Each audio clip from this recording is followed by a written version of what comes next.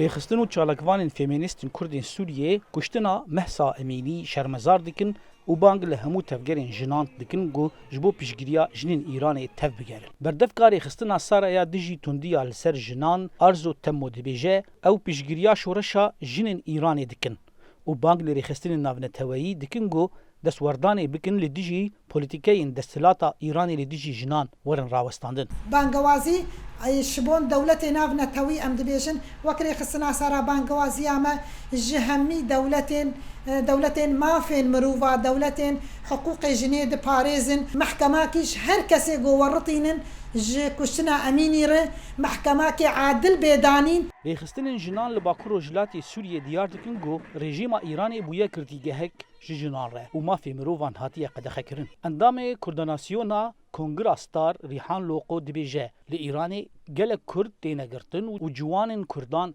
têne bidarvekirin û kuştin.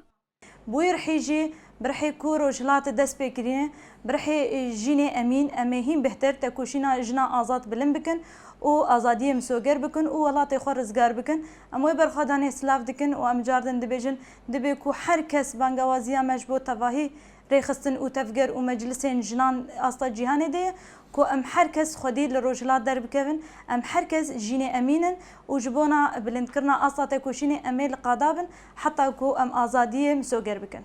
لارiyekî din çalakvanên Kurd li Qamişlo dibêjin ku hişmendiya rejîma Îranê mîna hişmendiya Daişê ye zordestiyê li jinan dike. Çalakvana Kurd Melka Osman dibêje tu cudahî di navbera rejîma Îranê û Daişê de tune ye ew li dijî mafê jinanin.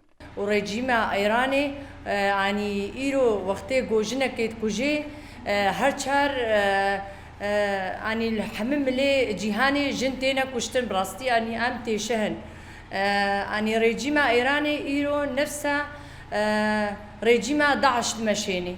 لالiyekî din partiyên siyasî yên Kurdên Sûriyê piştgiriya xwe ji bo jinên Îranê nîşan didin. Seroka Şipêla Pêşeroja Kurdistanê Narîn Metînî bang li hemû partî û hêzên Kurdistanî dike ku piştgiriya gelê Kurdê Îranê bike.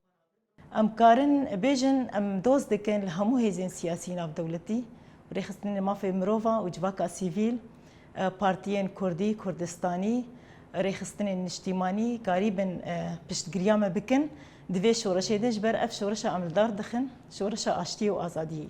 Hêjaya bibîrxistinê ya gol li Qamişloyê û herêmên diniyên Kurdên Sûriyê kuştina Emînî tê şermezarkirin û jinên Kurd daketin qadan. Her wiha ji aliyê xwe ve Hevseroka Meclisa Sûriya Demokratîk Mesedê piştgiriya xwe ji bo jinên Îranê bi twîtekê de nîşanda. Her wiha fermandarê giştî yê Hêzên Sûriya Demokratîk General Mazlûm Ebdê sersaxî ji malbata jina Kurd Mehsa Emînî re xwest.